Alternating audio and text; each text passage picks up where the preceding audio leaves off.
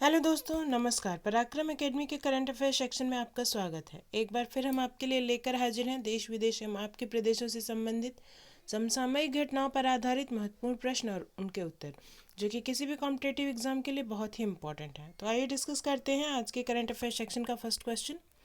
हमारा पहला प्रश्न है, हाल ही में किस अंतरिक्ष एजेंसी ने निगरानी उपग्रह प्रहरी 6 को लॉन्च करने की घोषणा की है? Which space agency has recently announced the launch of surveillance satellite Prahari 6? And the options are ISRO, CNSA, NASA, none of these. And the right answer is NASA. जी हाँ, नासा जो कि स्पेस एजेंसी है, इसने प्रहरी 6 एक surveillance satellite को निगरानी के लिए लॉन्च करने की घोषणा की है। तो इस क्वेश्चन के लिए सही आंसर है नासा। आइए बढ़ते हैं अगले प्रश्न की तरफ। हमारा नेक्स्ट क्वेश्चन है, ड्रुज़बा 5 संयुक्त सैन्य अभ्यास किन दो देशों के बीच आयोजित हुआ?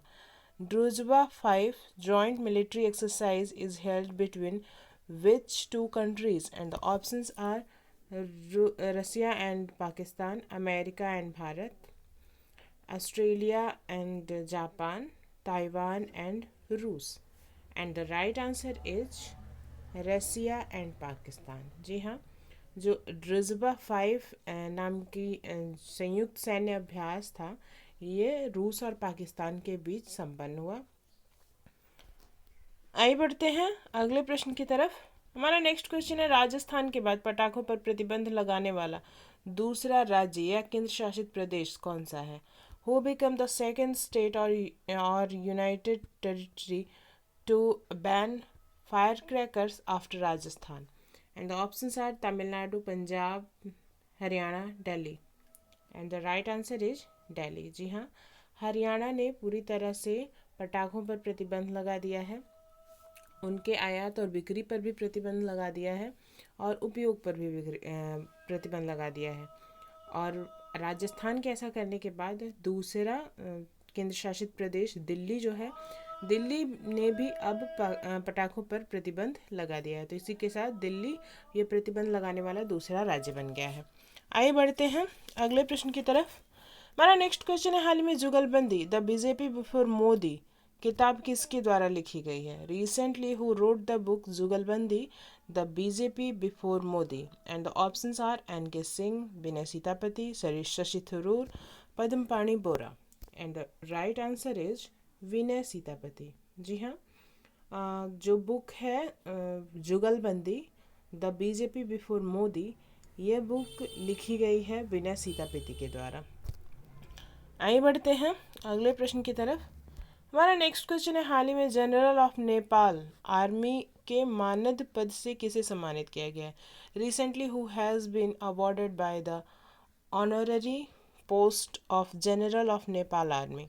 And the options are Manoj Mukund Naravane, Narendra Modi, M Venkaiah Naidu, Ramnath Kovind. And the right answer is Manoj Mukund Naravane. जैसा कि आप सभी जानते हैं कि आर्मी चीफ मनोज मुकुंद नरवणे इस समय नेपाल की त्रिदिवसीय यात्रा पर हैं और उन्हें नेपाल द्वारा नेपाल आर्मी के मानद पद से जनरल ऑफ नेपाल आर्मी के मानद पद से सम्मानित किया गया है। तो इस क्वेश्चन के लिए सही आंसर है MM नरवणे, यानी कि मनोज मुकुंद नरवणे। आइए बढ़ते हैं अगले प्रश्न की तरफ। हमारा नेक्स्ट क्वेश्चन है, तमिलनाडु सरकार ने ई वाहनों पर कितने प्रतिशत कर में छूट दी है? What percentage of tax exemption has been given by Tamil Nadu government on e-vehicles? And the options are 60%, 25%, 100%, 50%. And the right answer is 100%. जी हाँ, जो तमिलनाडु गवर्नमेंट है, इसने ई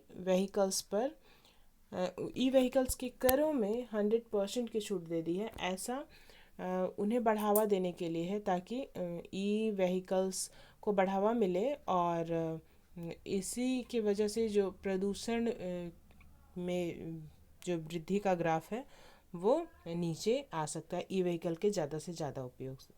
इसी वजह से इन ई व्हीकल्स के करों में 100% की छूट दी जा रही है।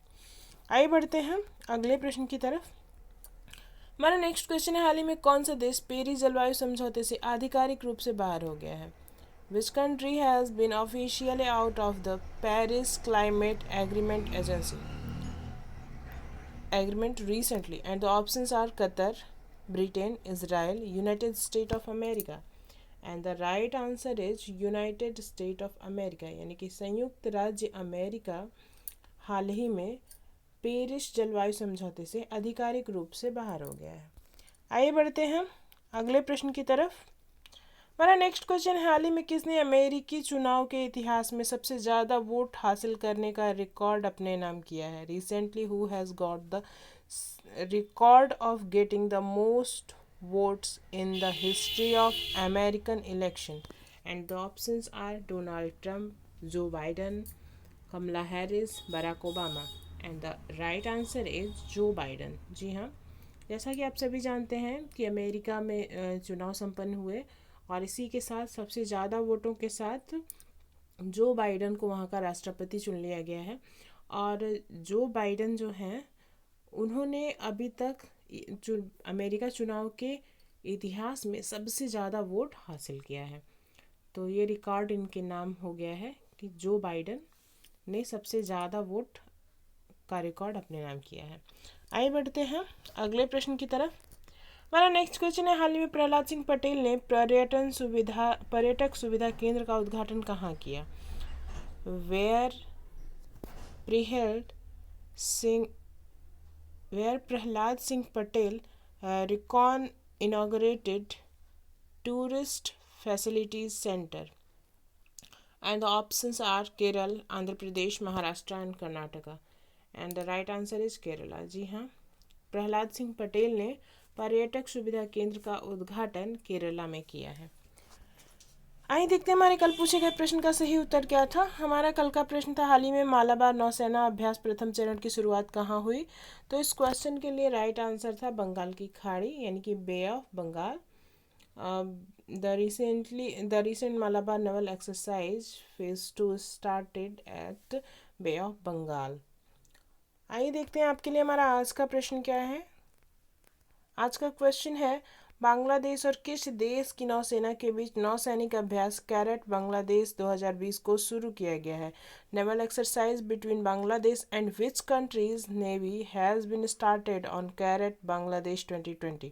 And the options are America, Japan, रूस, भारत।